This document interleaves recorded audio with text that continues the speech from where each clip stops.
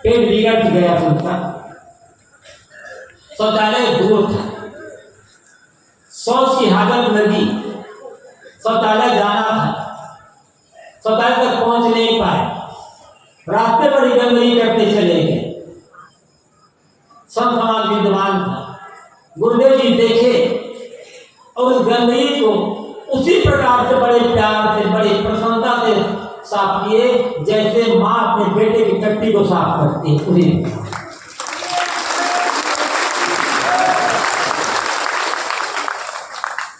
उन्होंने केवल कहा नहीं, करके दिखाया।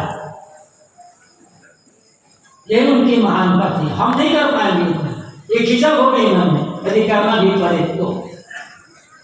ऐसे कोई भी बात,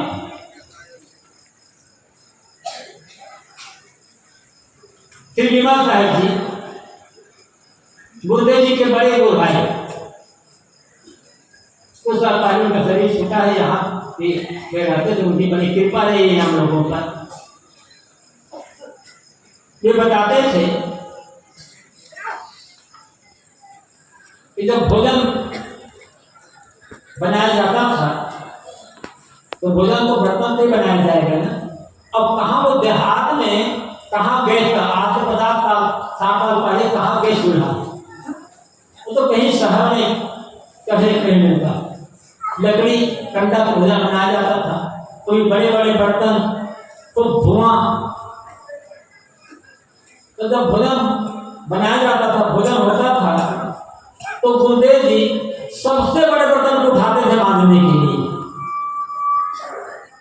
जो बर्तन जब भी गया हो या सबसे जो बड़ा बर्तन हो, उसी को ही गुरुदेव जी मांझने के लिए उठाया करते थे। इस प्रकार से सेवा किया। और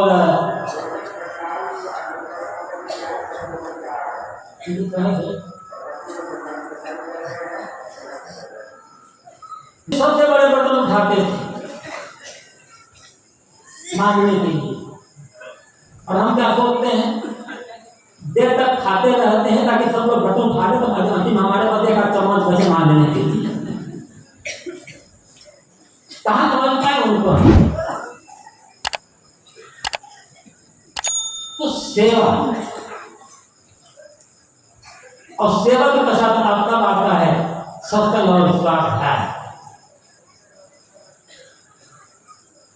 गुरुदेव जी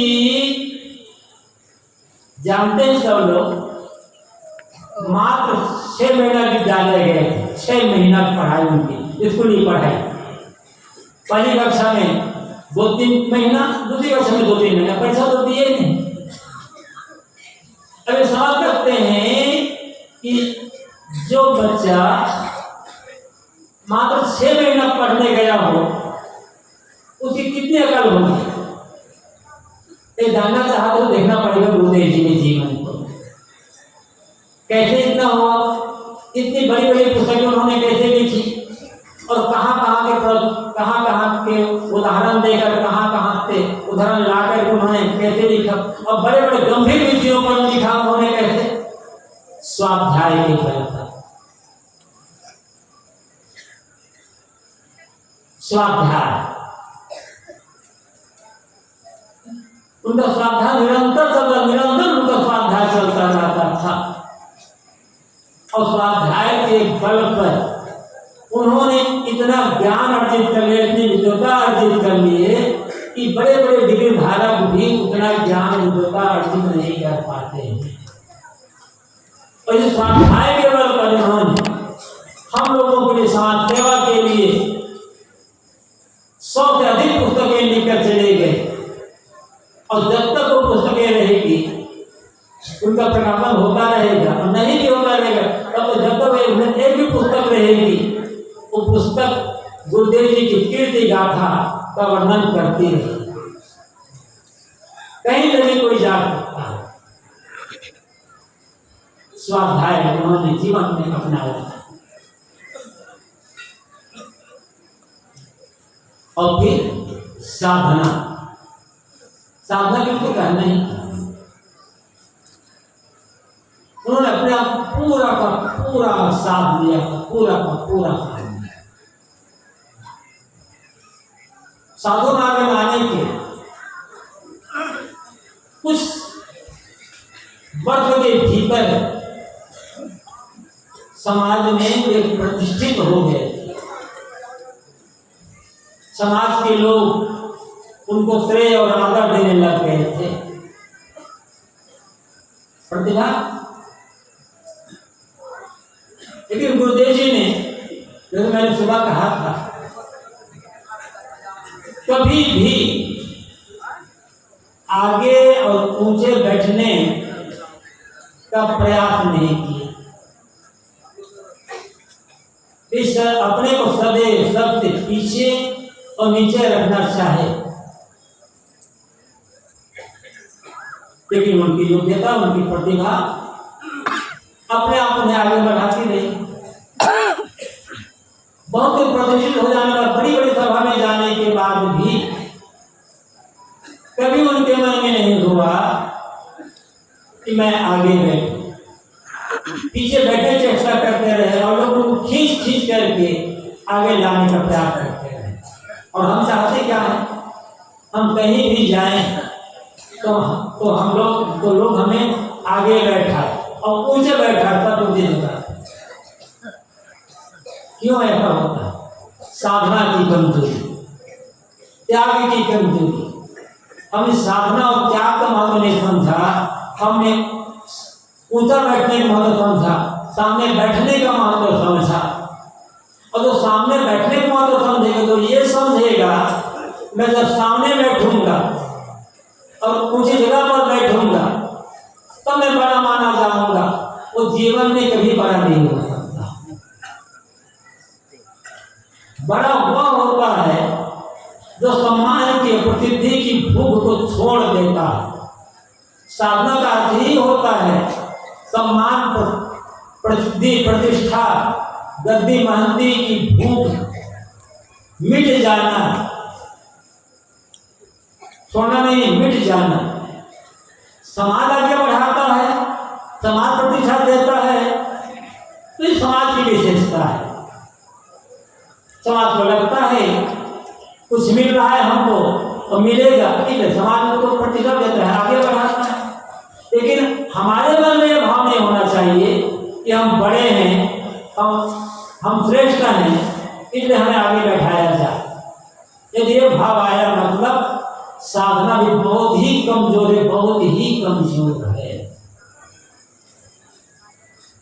गुरुदेव जी ने अपने आप को पूरी तरह से साध लिया। व्यक्ति के मन में अधिकार की लालसा होती है, अधिकार की भावना, सब कुछ मेरे अधिकार में रहे। लेकिन गुरुदेव जी ने अधिकार की भावना नहीं। बहुत लोग जानते हैं, जब यहाँ प्रयागराज में, तब इलाहाबाद कहा जाता था, संस्था का निर्माण हुआ। त्रिपेंद्र प्रकाश जी कलकत्ता वाले उस समय थे, उन्होंने उसकी निमावी बनवाई थी। तब उस समय गुरुदेव जी ने कहा था इस संस्थान में किसी भी पद में मेरा नाम नहीं आना चाहिए। तो त्रिपेंद्र प्रकाश जी ने कहा था, शुरुआत में यदि आपका नाम नहीं रहेगा तो लोगों को विश्वास कैसे होगा, लोगों की श्रद्धा कैसे जुड़ेगी। शुरू में आप अपना नाम रहने दीजिए, कुछ दिन फिर हट जाइएगा वहां से। तो मजबूरी में गुरुदेव जी ने अपना नाम दिया। उनका जब ये संस्था बनी तो अध्यक्ष में गुरुदेव जी का नाम रहा। उसके पश्चात 60 साल पश्चात गुरुदेव ने इस्तीफा दे दिया और हमारे संत श्री गुरुबोध साहब जी उनको अध्यक्ष बना दिया। ऐसा नहीं था कि संस्था मैं बना रहा हूं, मेरे गांव से संस्था बन रही है इसलिए मैं इसका अध्यक्ष रहा, सब मेरा अधिकार में रहे। उनके अंदर भावना ही नहीं, अधिकार नहीं होता। और अधिकार रहित होकर के जिए तो सब कुछ उन्हीं के अधिकार में रहा। अधिकार की लालसा जो छोड़ देता है उस अधिकार में अपने आप सब कुछ हो जाता है। वो मानता नहीं मेरा अधिकार है, लेकिन उनका अधिकार में सब अपने आप हो जाता है। और जब इस संस्था निर्माण यहाँ हुआ तब गुरुदेव जी के नाम पर कोई संपत्ति नहीं। जमीन जो खरीदी गई संस्था के नाम पर, मकान बना संस्था के नाम पर, पुस्तकों प्रकाशन हुआ संस्था के नाम पर। भले वो लिखते रहे, लेखक थे, लेकिन उनकी पुस्तकों का मालिक संस्था रही और आज भी है।